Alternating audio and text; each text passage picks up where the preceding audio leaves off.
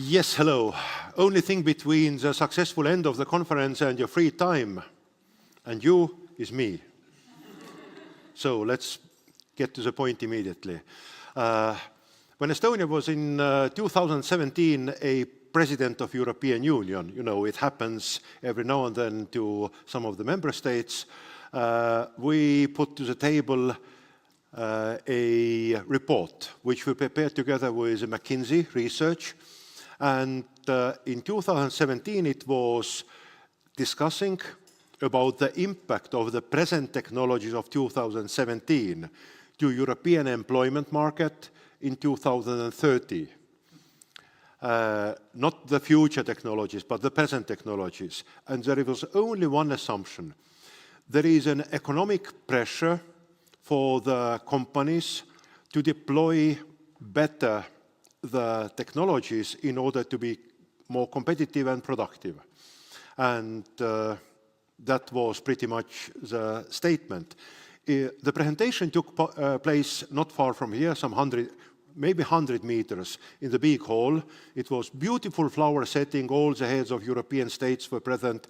Angela Merkel fell asleep in the middle of the presentation.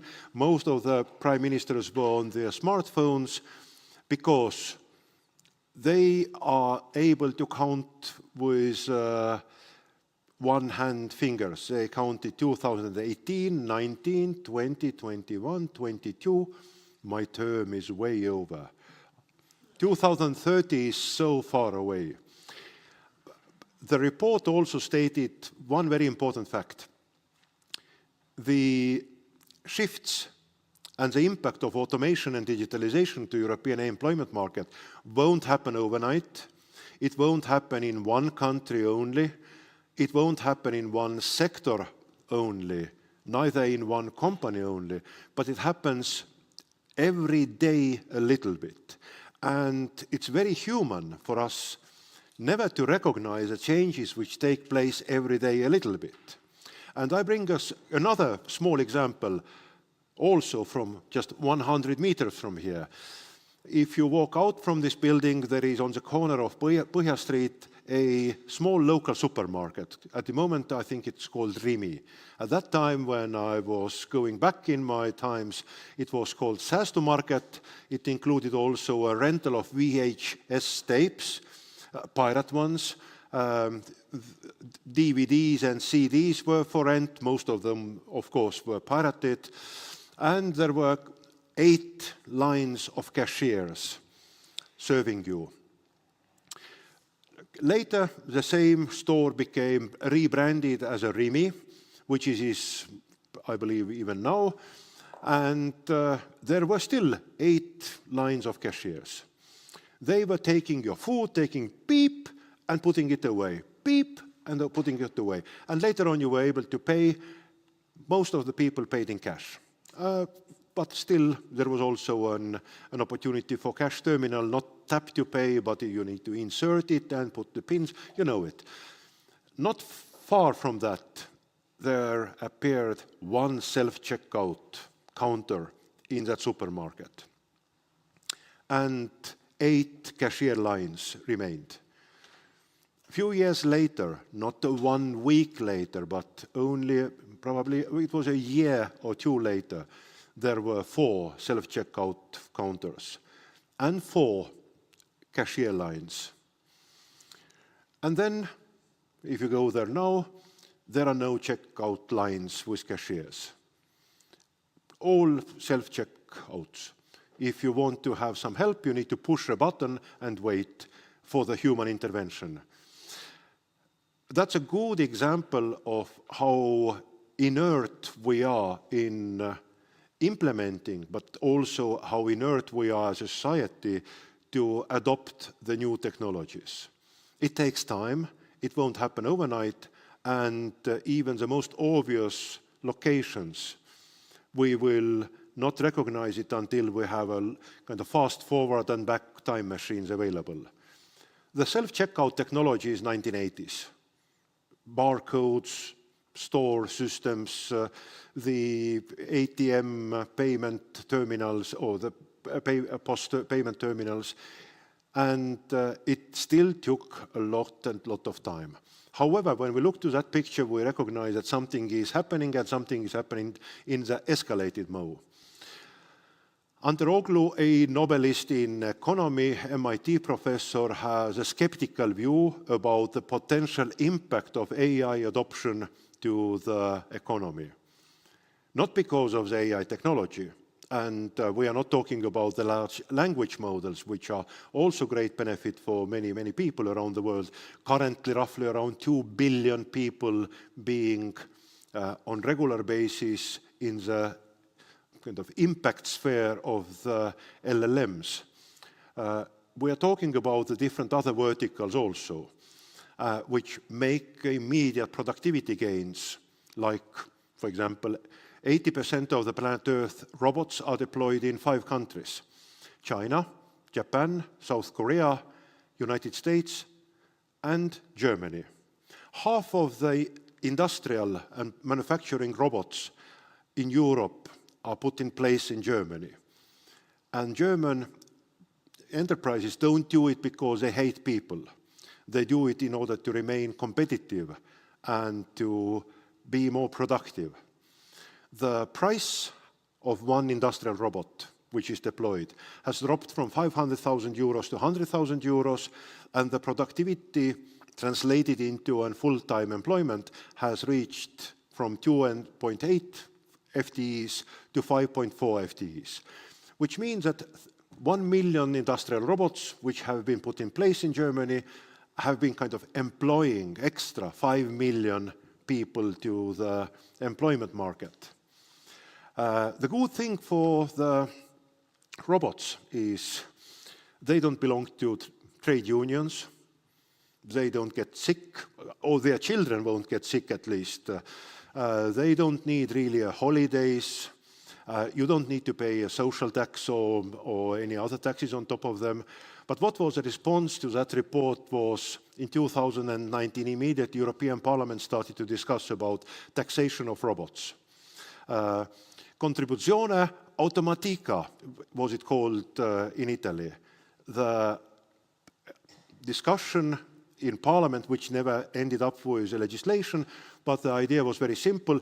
If you, as an employer, will automate a job with help of digital technologies, you start paying tax, because it's socially unfair to make technology working on the same function as a human being. It followed up in France, in Belgium, in Spain, and also in last German parliament election. This was a heavy discussion about whether we should start taxing robots, because it takes the jobs away from the people. The reality is that we all need to try to adopt, and if possible also to use it for our benefit, make the value capturing happen. Most of the research right now says that companies don't benefit from the AI adoption in the enterprise level. And the reason is not related with the technology, but it's related with the inertia of organizations on adopting the potential technology, the maturity level of the particular organization on digital domain, but also the fact that it has been usually implemented in one simple, small vertical only. The question has arisen, of course, what are the skills needed for the future? And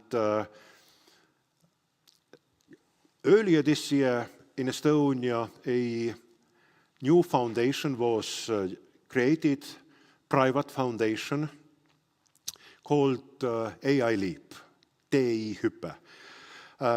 It has one simple aim. It's not solving all the problems, but one simple aim: to address the de facto reality in the classroom environment and try to make it step by step better. The reality is following. Teachers don't use AI, or sometimes they use, but they ignore the fact that also children are using. So teachers are using the same classroom practices, giving a homework for children. Children, virtually everybody, from the age 10 plus, are using AI help to make their homeworks, and they don't learn anything. The learning outcomes is dropping, AI use is increasing, and there is cognitive dissonance taking place in the education environment. So the solution is to teach teachers how to use AI for the benefit of teaching, and also how to give educational purposed AI tools in hands of children. Yeah, they can use whatever anyway. However, there is a strong push for motivation to use that particular designed for purpose AI tool. And that organization is driving for the partnership, not unfortunately with a local, not unfortunately with a European, but luckily with the best AI providers and platforms globally, which, well, de facto in the classrooms or the digital ecosystem, what we have Google and Microsoft in all the schools. So they are players, but also OpenAI, which has dedicated their biggest part of current work, in addition to the app SDKs and MCP development, to the education purpose, because 80% of ChatGPT users are using it for the purpose of learning something. It's not generating bullshit, but they want really to learn something, to know something, and this OpenAI has considered as a responsibility to improve really that function. And we are just part of that journey. We were able to make a very simple pitch last year when we approached those companies. Estonian educational digital ecosystem is top of the world. Our students are leading the PISA, which is measuring the outcome of the student know-how and the knowledge. We are small enough to deploy it quickly, and we are big enough to make a case and reference. It is standing, in a sense, on the shoulders, also imaginary shoulders, on the Tiger Leap program, which was initiated 30 years ago.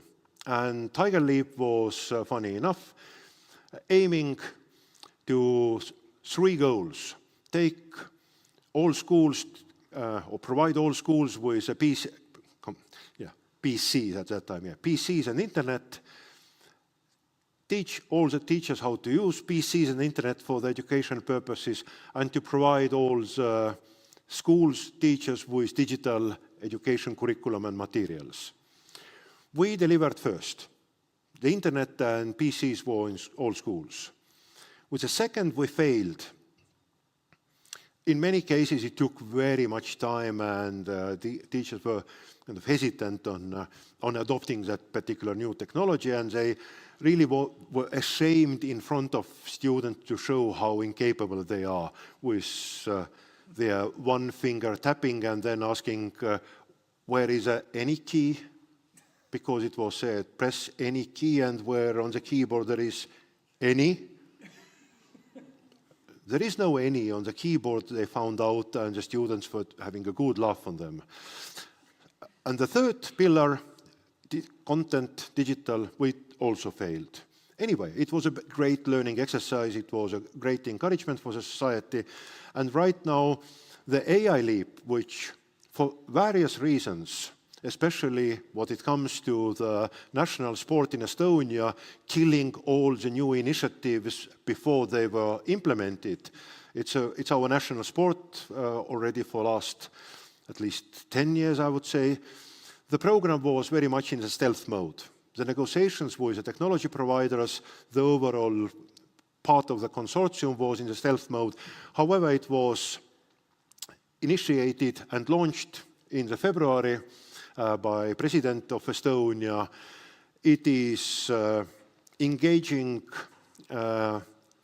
major AI education players, and it tries to kind of make a renaissance of the Tiger Leap when we still were not ready and were not killing all the initiatives and trying to just make the best for us.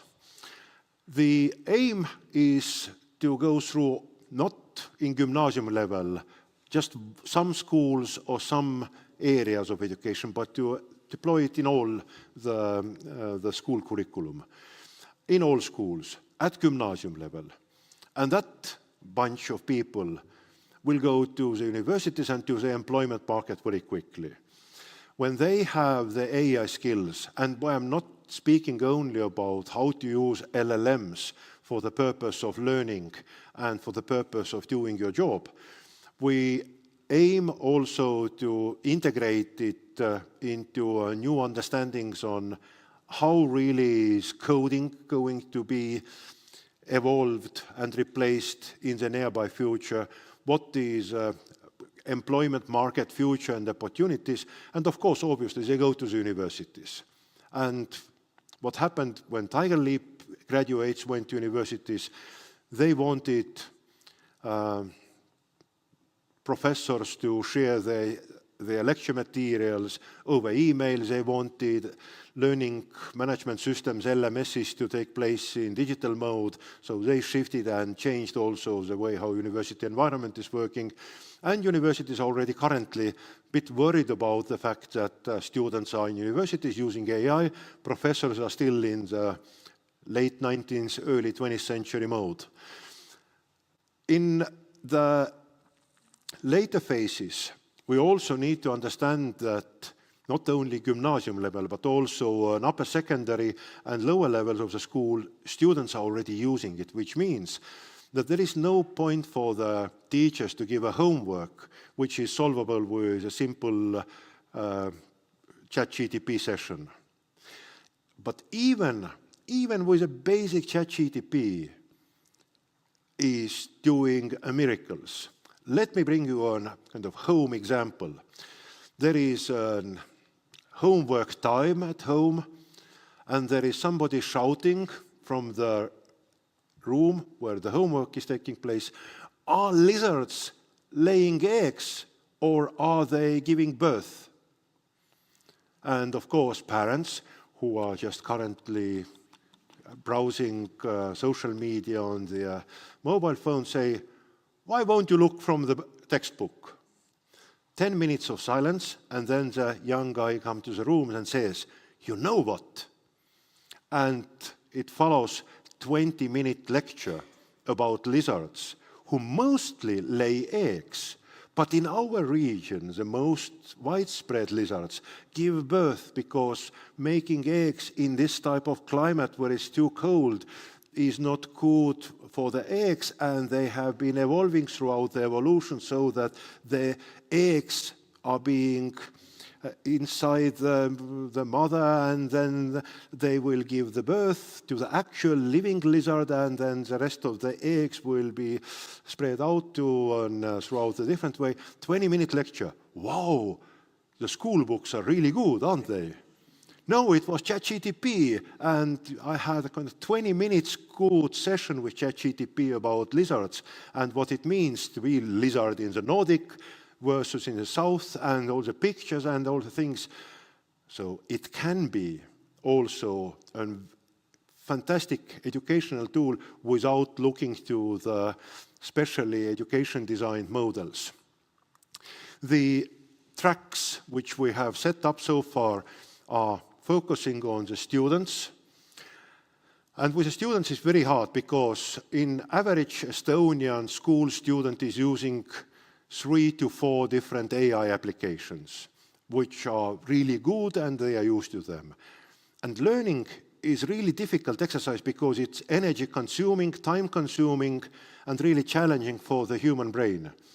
And it's so easy to just copy-paste and then go back to the Fortnite game.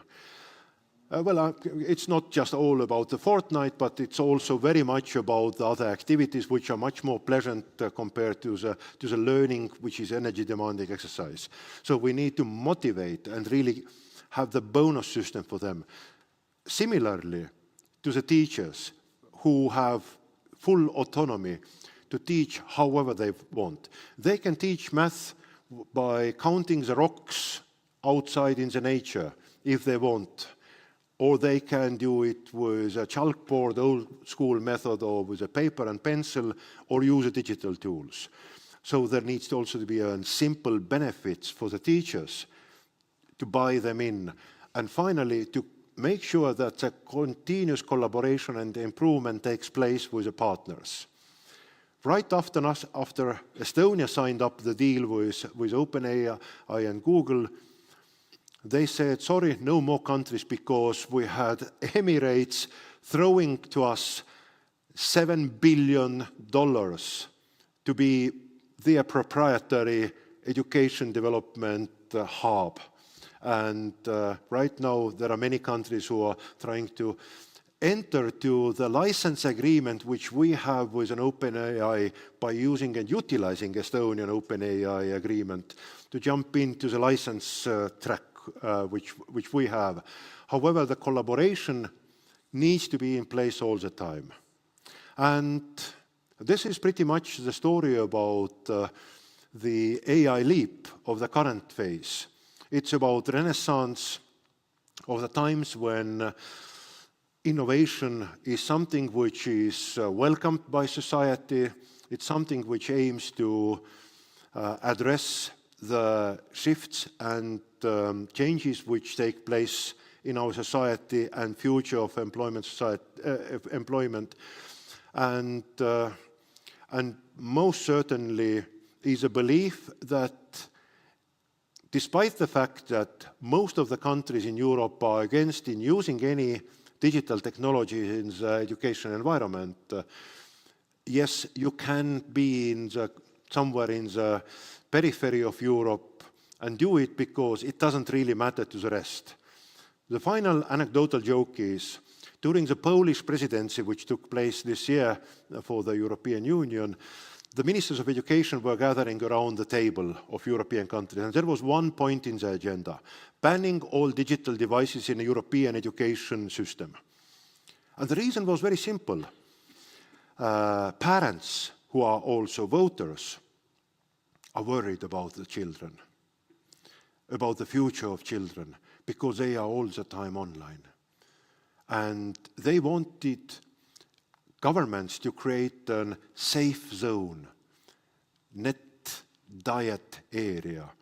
Every day from 8 o'clock in the morning until 2 o'clock in the afternoon, children would be closed to a facility called school. All the digital devices would be taken away, and the life is in total digital diet. And this is understandable because parents are so worried, well, despite the fact that parents are the most emerging stupid users of all the digital devices compared to their own children. However, that is also something which is reflecting back to us about the political framework of the current states in many European countries, where the proposals are put to the table and decisions are made on the non-argumented, non-rational, but in many cases, emotional basis. So what I would wish for you all is more rational and argumented cases for your present and the future. Thank you.